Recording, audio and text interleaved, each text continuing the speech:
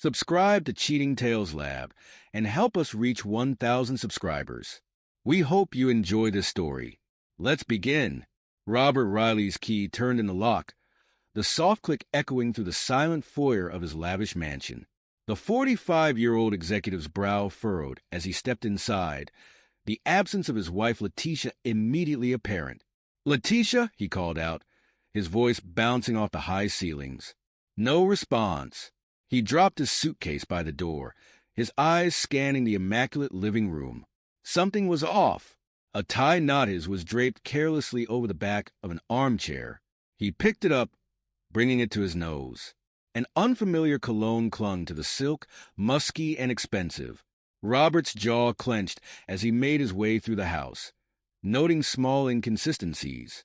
A wine glass with a lipstick stain in the sink, a throw pillow out of place on the couch. Each detail added to the growing knot in his stomach. In the bedroom, he unpacked methodically, his mind racing. He pulled out his phone, dialing Letitia's number. Straight to voicemail. He tried again, and again. Nothing. With a growl of frustration, Robert began calling Letitia's friends. Each conversation left him more unsettled than the last. "Oh, Robert." Letitia mentioned something about a spa retreat. Sarah, her yoga buddy, said with a nervous laugh.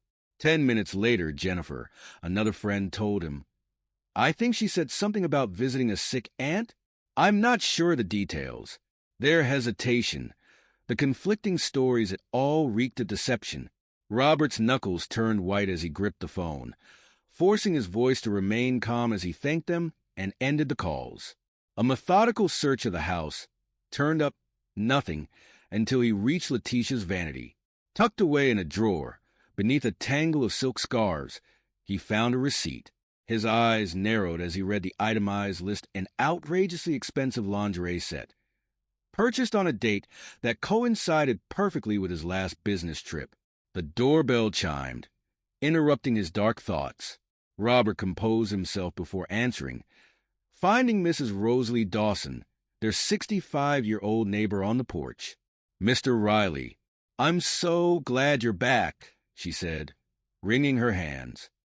"I hope I'm not overstepping, but I thought you should know. There's been an unfamiliar black SUV parked outside your house several times this week, always when you're away." Robert's blood ran cold, but he managed a tight smile. "Thank you for letting me know, Mrs. Dawson. I'm sure it's nothing to worry about." As soon as he closed the door, Robert's calm facade crumbled. He stormed through the house, tearing through drawers and closets. In Letitia's study, hidden behind a row of untouched classics, he found a sleek, expensive burner phone. The device was password protected, a final barrier between Robert and the truth he already knew in his gut. He stared at his reflection in the dark screen, barely recognizing the hard-eyed stranger staring back at him. Robert's fingers flew across his phone's keypad, muscle memory dialing a number he rarely used but always kept close. "Tim, it's Robert. I need your help." No questions asked. Within an hour, Tim Stafford arrived, looking every bit the socially awkward IT genius he was. His arms were laden with equipment that looked like it belonged in a spy movie rather than a suburban home. "What's the situation, boss?" Tim asked, already setting up his laptop on the kitchen island. Robert's explanation was terse, stripped of emotion. He laid out the facts: the mysterious absences, the conflicting stories, the burner phone. Tim listened intently, nodding occasionally as his fingers flew over the keyboard. "We're going to turn this place into a digital fortress," Tim declared. "Every room, every angle. Nothing will escape our notice." They worked through the night, installing cutting-edge surveillance equipment throughout the house. Cameras in the bedroom, living areas, and all entry points. Microphones hidden in strategic locations. By dawn, Robert had access to a command center that would make intelligence agencies envious. As Tim packed up his gear, Robert clapped him on the shoulder. "I owe you one, Tim." The smaller man shook his head. "You gave me a chance when no one else would. We're even." He hesitated at the door. "Robert, whatever you find, be careful, okay?" Robert's smile was cold. Always am, Tim. Always am. Alone again, Robert set his plan in motion. He crafted a convincing story about an emergency business meeting in Tokyo, complete with hastily booked flights and a hotel reservation. When he texted Letitia the news, her response was almost instantaneous, a flurry of concerned emojis and promises to hold down the fort. When Letitia returned home, Robert watched her on the newly installed cameras. He noted the fleeting look of relief that crossed her face at the mention of his impending trip. It vanished quickly, replaced by a well-practiced expression of wifely concern. As Robert pretended to pack, he caught Letitia slipping into the garden, phone pressed to her ear. Her voice was too low to make out the words, but her body language spoke volumes. Furtive glances, nervous gestures.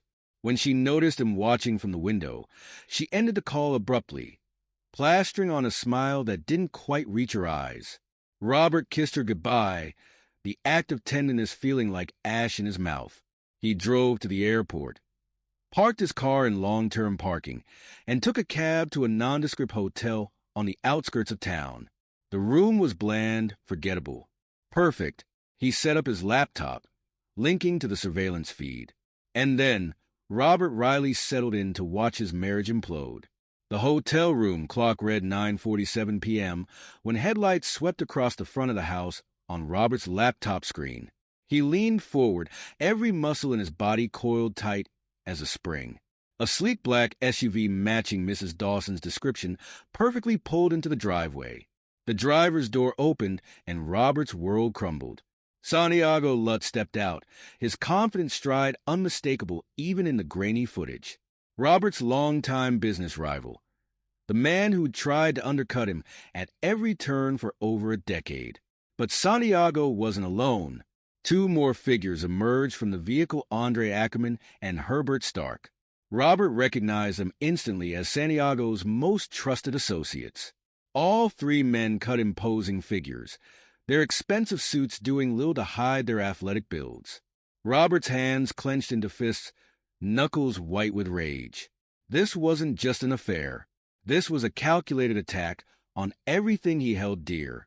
The front door opened before they could knock. Letitia stood framed in the doorway, a vision in red lace that made Robert's stomach churn. It was the lingerie set from the receipt, he realized with a sickening lurch. She bought it for them. For this debauchery. He watched, bile rising in his throat, as his wife welcomed the three men with the enthusiasm of a long-lost lover. No, not lover. Lovers. Plural. What unfolded over the next few hours seared itself into Robert's brain. The sounds of ecstasy, the tangle of limbs, the utter betrayal of every vow they'd ever made. He forced himself to keep watching, to document every sordid detail. This wasn't just about gathering evidence anymore. This was about burning away any lingering shred of affection or trust. As the night wore on, Robert's initial shock gave way to a cold, calculating anger. He listened as they made plans for future rendezvous, always carefully timed to coincide with his business trips. This wasn't a one-time indiscretion. This was a well-oiled machine, a conspiracy designed to cuckold him in his own home. Next Friday works perfectly, Letitia purred, running her fingers through Santiago's hair. Robert has that conference in Chicago. Santiago chuckled, a sound that set Robert's teeth on edge. Excellent. I'll bring the champagne. You supply the entertainment. By the time dawn broke, Robert Riley was a changed man. The successful but ultimately trusting husband was dead, replaced by something harder, colder, a man with nothing left to lose and everything to gain through merciless retribution. He checked out of the hotel, his movements precise and controlled. To anyone watching, he was just another businessman starting his day. They couldn't see the storm raging behind his eyes, the wheels of vengeance already turning in his mind. As he drove home, Robert's mind raced with possibilities. Santiago, Letitia, Andre, Herbert, they had no idea what was coming. But Robert did, and he would make sure that when he was done, they would wish they had never crossed Robert Riley. Robert Riley's fingers drummed a steady rhythm on his mahogany desk. his eyes fixed on the business card before him. Faith Montgomery, private investigator. He'd vetted her thoroughly, discreet, sharp, and with a reputation for getting results no matter the cost. Perfect. He dialed a number, his voice clipped and professional when she answered. Ms. Montgomery? Robert Riley. I have a job for you. It's delicate, it's complex, and it needs to be handled with the utmost discretion. Faith's response was equally businesslike. I understand, Mr. Riley. Perhaps we should meet in person to discuss the details. An hour later, they sat in a nondescript cafe, well away from Robert's usual haunts. Faith was younger than he'd expected, barely 35, but her eyes held a hardness that spoke of experience beyond her years. Robert laid out the situation, his words precise and emotionless. He watched Faith's expression carefully, noting the slight widening of her eyes when he mentioned Santiago Lutz. Santiago Lutz, Faith mused, tapping her pen against her notepad. He's got a reputation in certain circles. Not all of it good. Robert leaned forward, his voice low and intense. I want everything, Ms. Montgomery. Every skeleton in his closet, every dirty deal, every indiscretion. Leave no stone unturned. Faith nodded, a small smile playing at the corners of her mouth. Consider it done, Mr. Riley. I'll be in touch. Over the next few weeks, Robert threw himself into his work with a fervor that surprised even his most ambitious colleagues. To the outside world, he was a man on a mission to grow his empire. In reality, every move was calculated to bring Santiago's world crashing down around him. Faith's reports came in regularly, each one adding another piece to the puzzle.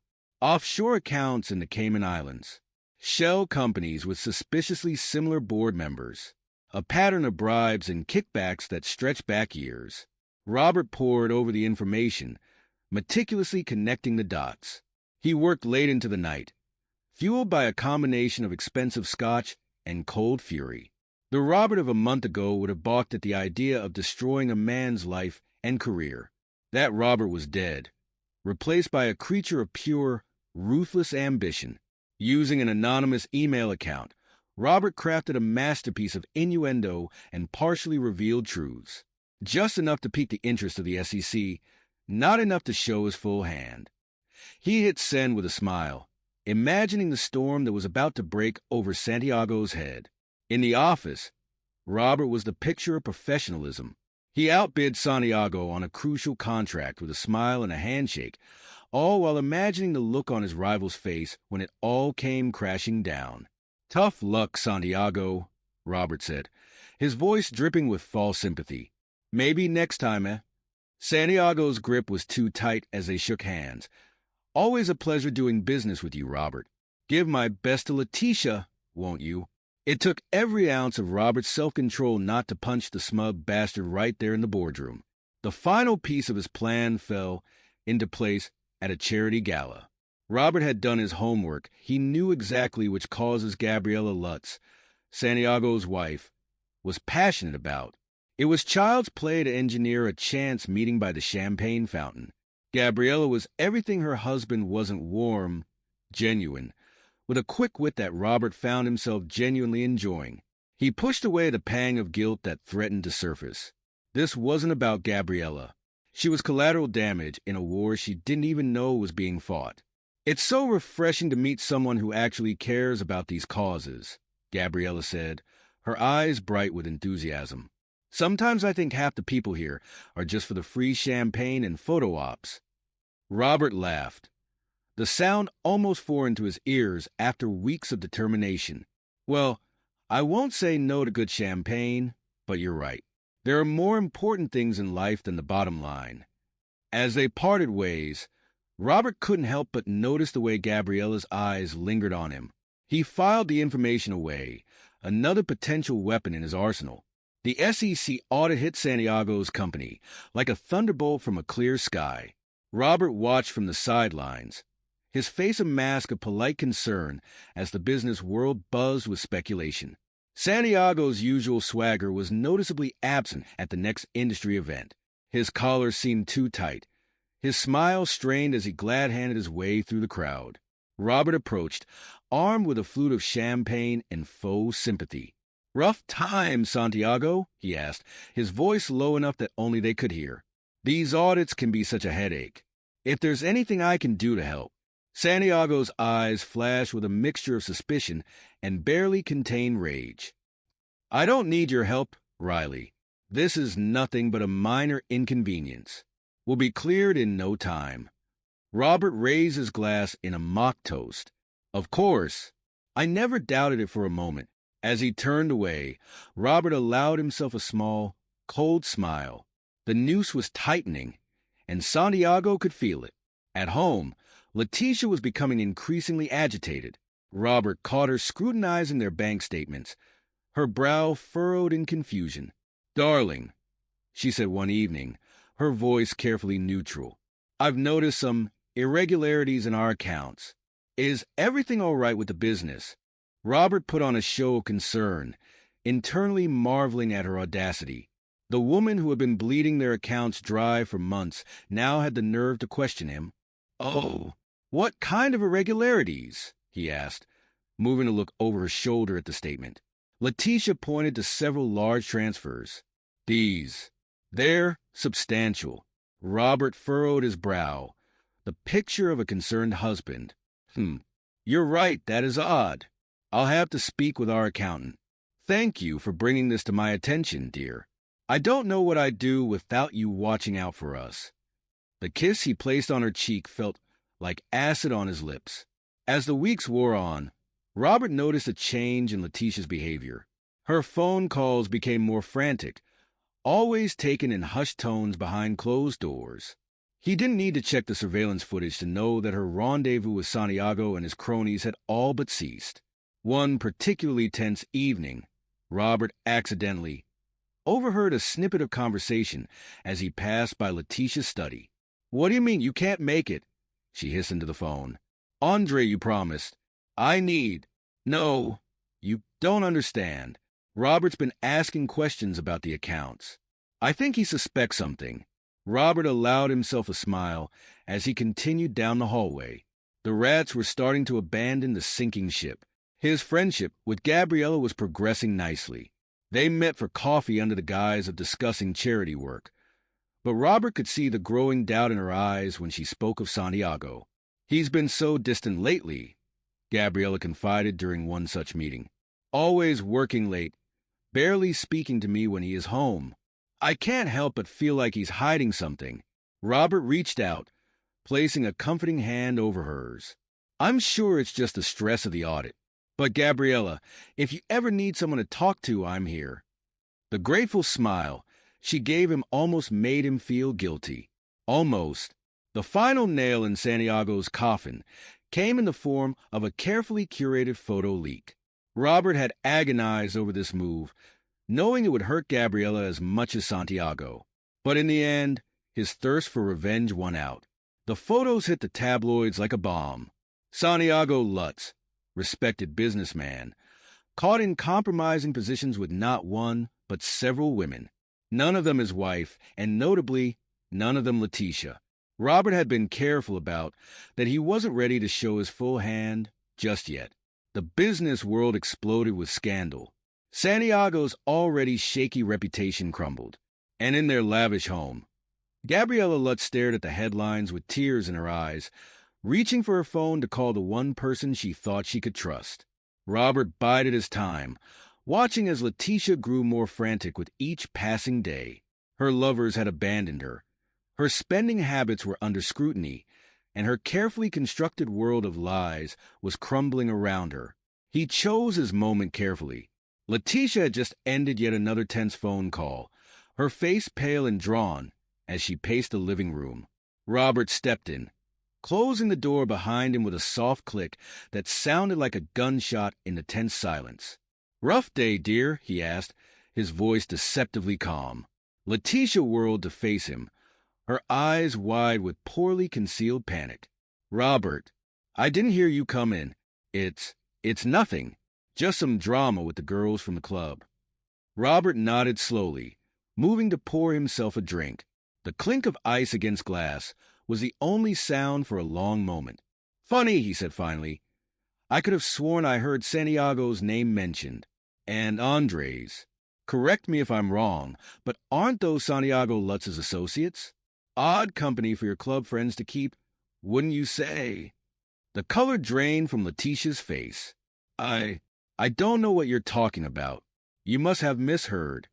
Robert took a slow sip of his scotch, savoring the burn as much as the fear growing in Letitia's eyes. Oh, I don't think I did. In fact, I think I've been hearing things quite clearly for some time now.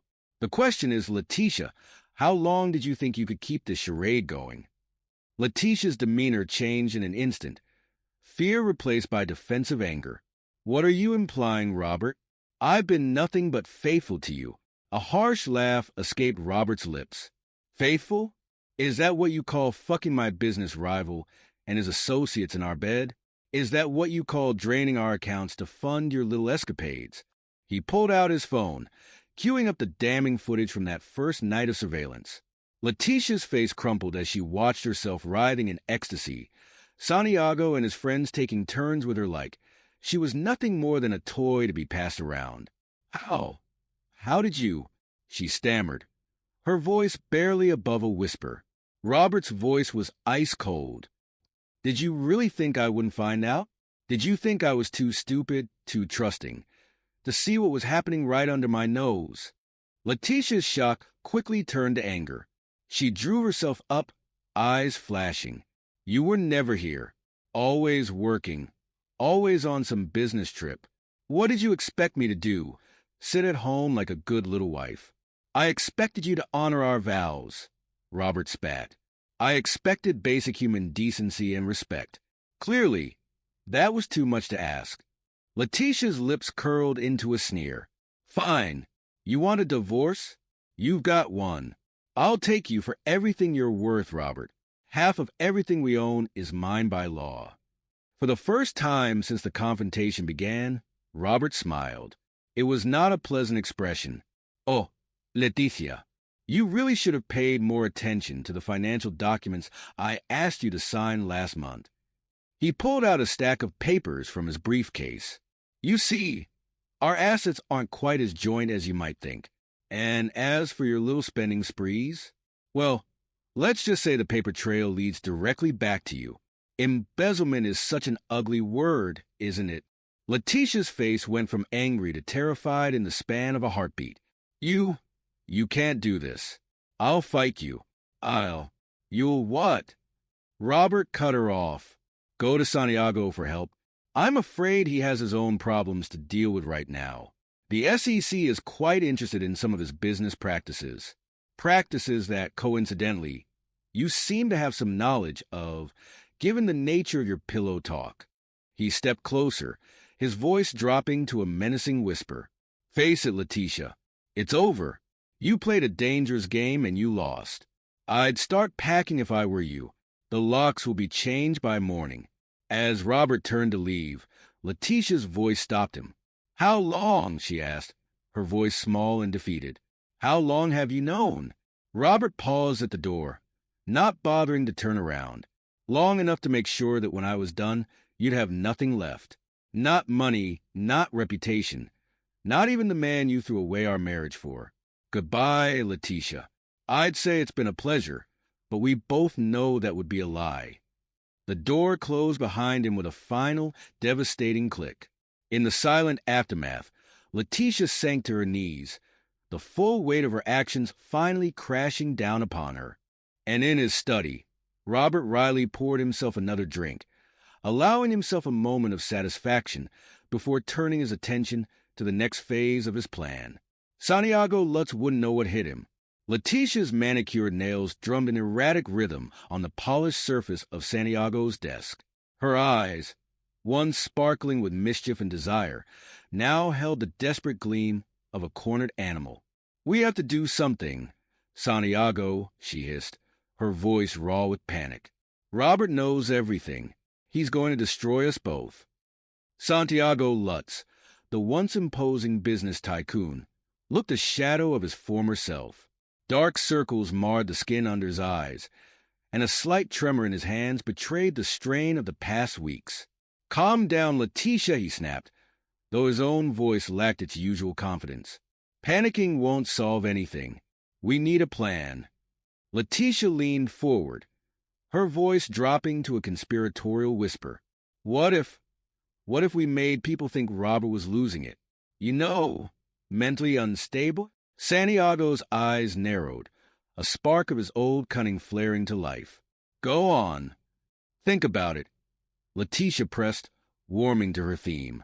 If everyone believes Robert's gone off the deep end, anything he says about us will be dismissed as the ravings of a madman. A slow, cruel smile spread across Santiago's face. Letitia, my dear, I always said you were more than just a pretty face. They spent the next hour plotting, their heads bent close together over Santiago's desk. By the time Letitia left, a plan had taken shape, a desperate, ruthless gambit to salvage their reputations and discredit Robert Riley once and for all. Santiago wasted no time putting their scheme into action. He reached out to his media contacts, calling in favors and making thinly veiled threats where necessary. Within days, the first whispers began to circulate. Did you hear about Robert Riley? I heard he had some kind of breakdown at the office. My cousin's friend works for him, says he's been acting really paranoid lately. The rumors spread like wildfire, each retelling adding new, lurid details. Robert's alleged erratic behavior and paranoid delusions became the talk of the business world, with speculation running rampant about the cause of his supposed mental decline. Meanwhile, Letitia and Santiago weren't content to rely solely on rumor and innuendo. They needed hard evidence to back up their claims, something that would irreparably damage Robert's credibility. We need to get into his accounts, Letitia insisted during one of their clandestine meetings. There has to be something we can use against him. Santiago nodded, already pulling out his phone. I know a guy, hacker, best in the business. If there's dirt to be found, he'll find it. What neither of them realized was that they were playing right into Robert's hands. The cybersecurity measures Tim had put in place were far beyond anything their hired hacker had ever encountered. Every attempt to breach Robert's defenses not only failed, but left a clear trail leading right back to Santiago and Letitia. Frustrated by their lack of progress and growing increasingly desperate, Letitia decided to take matters into her own hands. She reached out to Julie Brock, Robert's ex-girlfriend from before their marriage. The cafe Letitia chose for their meeting was deliberately nondescript, the kind of place that discouraged lingering glances or eavesdropping. Julie arrived precisely on time, her face a mask of polite curiosity. Thank you for meeting me, Julie. Letitia began, her voice honey-sweet. I'm worried about Robert, and I hoped you might be able to help. Julie's eyebrow arched skeptically. Oh, and how exactly am I supposed to do that? Letitia leaned in, dropping all pretense of friendliness. Cut the act. You dated Robert for what? 2 years? There must be something you know, something we can use to show he's not as stable as he pretends to be. Julie's laugh was sharp and without humor. Let me get this straight. You want me to help you destroy the reputation of a man I once cared deeply for, all to save your own skin. She stood, gathering her purse. I think we're done here. As Julie walked away, Letitia felt the last threads of her plan unraveling. She didn't notice the small smile playing at the corners of Julie's mouth, or the way her hand moved to her pocket, where a recording device had captured every damning word. Across town, Santiago was making his own desperate play. He'd arranged a meeting with Tim Stafford, Robert's loyal IT expert, at an upscale bar known for its discretion. Mr. Stafford, Santiago greeted, all oily charm and forced camaraderie. Thank you for meeting me. Can I get you a drink? Tim's face remained impassive. I'll pass, thanks. What's this about, Mr. Lutz? Santiago's smile faltered slightly at Tim's cool demeanor. He pressed on regardless. I'll be blunt, Mr. Stafford. I'm concerned about Robert. His behavior lately has been erratic. As his friend and colleague, I'm sure you've noticed it too. Tim said nothing, his silence forcing Santiago to fill the void. I'm prepared to make it worth your while. Santiago continued, his voice dropping to a conspiratorial whisper. $500,000. All you have to do is testify about Robert's unstable behavior at work. For his own good, you understand. The silence stretched between them, Santiago's forced smile growing strained. Finally, Tim spoke. Are you finished, Mr. Lutz? Santiago blinked, thrown off balance. What? Tim stood, his voice cold. Because if you are, I'd like to say this. Robert Riley is 10 times the man you'll ever be. He gave me a chance when no one else would, and I'd sooner cut off my own hand than betray him. He leaned in close, his next words barely above a whisper. Oh! And in case you're wondering, this entire conversation has been recorded. I'm sure Robert will be very interested to hear it.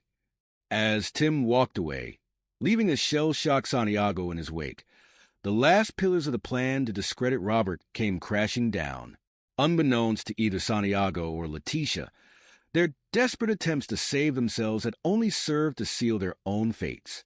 The press conference room buzzed with anticipation. Journalists from every major network and publication jostled for position. Cameras at the ready. The air crackled with the electric tension that precedes a major story. At precisely 2 p.m., Robert Riley strode onto the small stage. He looked every inch the successful businessman, impeccably tailored suit, not a hair out of place. But there was something in his eyes, a steely determination that sent a ripple of unease through the crowd. Ladies and gentlemen, Robert began, his voice steady and clear. I've called this press conference to address the recent rumors concerning my mental health and business practices. A susurrus of whispers swept through the room. In the back, Santiago Lutz shifted uncomfortably, a bead of sweat forming on his brow. I'm aware that there have been questions about my stability, Robert continued. Allegations of erratic behavior, paranoid delusions. I'm here today to put those rumors to rest. He paused, his eyes scanning the room. But first, I'd like to present some information that I think you'll find illuminating. With a nod to an assistant, a series of documents appeared on the large screen behind him. Bank statements, emails, surveillance photos, a damning tapestry of evidence pointing to years of fraudulent business practices. What you're looking at, Robert explained, his voice taking on an edge of steel, is proof of a complex money laundering scheme orchestrated by none other than Santiago Lutz. The room erupted in chaos. Cameras flashed. Reporters shouted questions. In the back, Santiago's face had gone ashen. Robert held up a hand, quieting the crowd. I understand you have questions about my mental state. Allow me to address those concerns. He produced a stack of papers, holding them up to the cameras. I have here sworn statements from my colleagues, medical evaluations from top psychiatrists, and video evidence showcasing my competency and the calculated nature of my recent actions. As Robert systematically dismantled every allegation against him, Santiago felt the noose tightening. He edged towards the door, only to find his path blocked by 2 stern-faced security guards. But Robert wasn't finished. I'd like to invite a special guest to join me on stage. Julie Brock, if you would. Julie emerged from the wings, her head held high. Santiago's eyes widened in recognition. The ex-girlfriend Letitia had tried to turn against Robert. Ms. Brock has been working with me to uncover the truth, Robert explained. She has evidence that will put to rest any lingering doubts about the nature of these false allegations against me. Julie stepped up to the microphone, her voice clear and unwavering as she recounted her meeting with Letitia, playing the damning recording for all to hear. The final blow came with another gesture from Robert. There's one more person I'd like you all to hear from. Gabriella Lutz, Santiago's wife, walked onto the stage. Her face was a mask of composure, but her eyes blazed with a mixture of pain and fury. Gabriella, Robert said gently, I'm sorry to have to do this, but I believe you deserve to know the truth. He handed her a folder. These are photos and records detailing your husband's multiple affairs, including his relationship with my soon-to-be ex-wife, Letitia. Gabriella's hands shook as she looked through the contents. When she lifted her head, her voice was steel. "I'd like to make a statement," she said, facing the sea of cameras. "I am hereby announcing my intention to file for divorce from Santiago Lutz.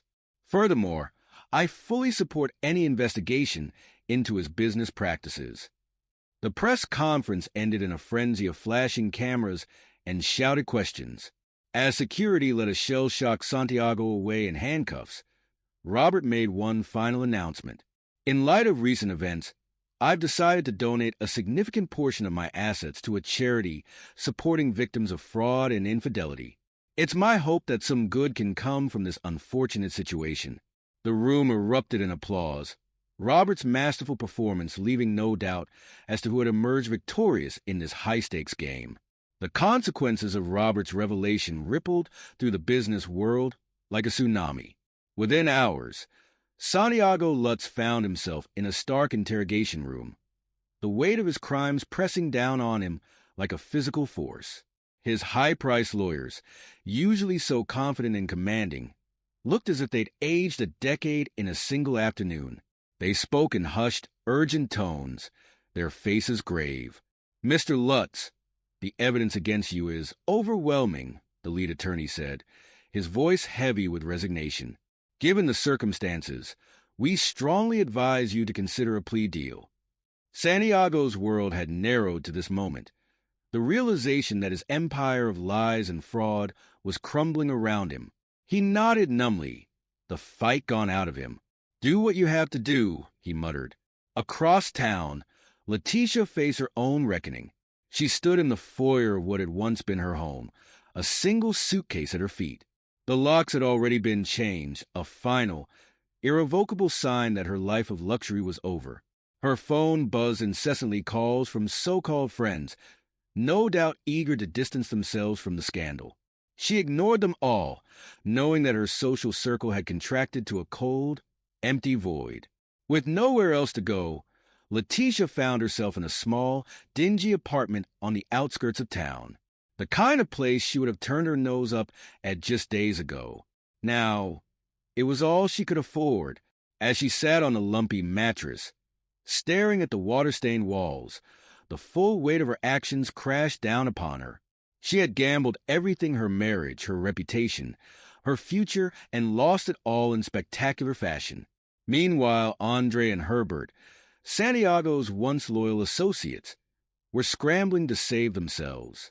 They'd seen the writing on the wall and wasted no time in turning state's evidence.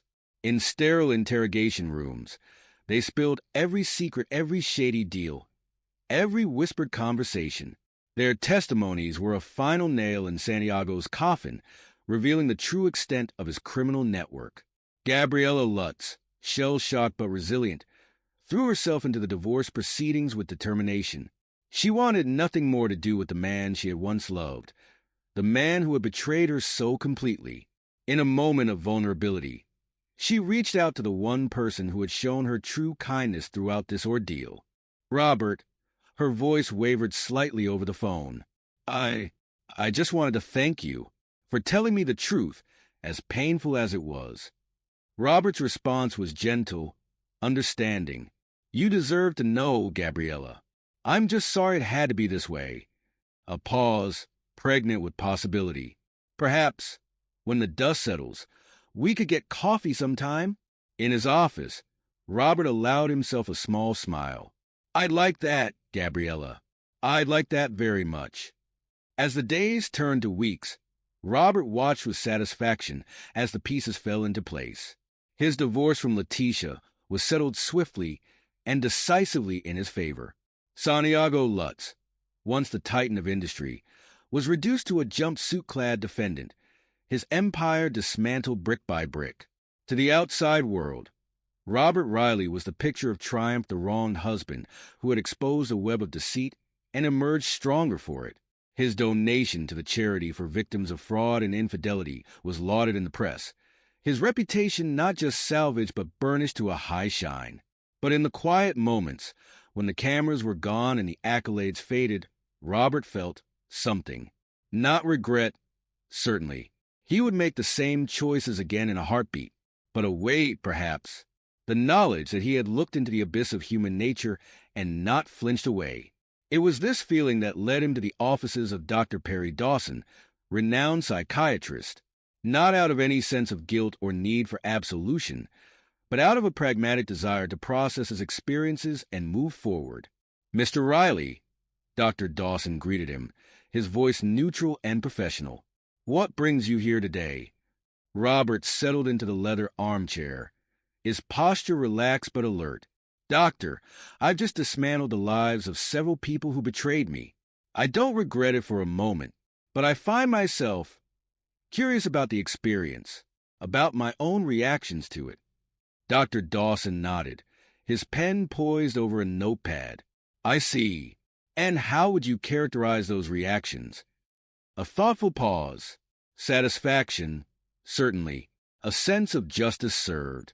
But also a certain coldness, a distance from the person I used to be." "And how do you feel about that distance?" Robert's smile was sharp, devoid of warmth. "I think, Doctor, that's what I'm here to figure out." As the session continued, Robert Riley began the process of examining the man he had become, not with any desire to change or soften the hard edges he had developed, but to understand them, to hone them.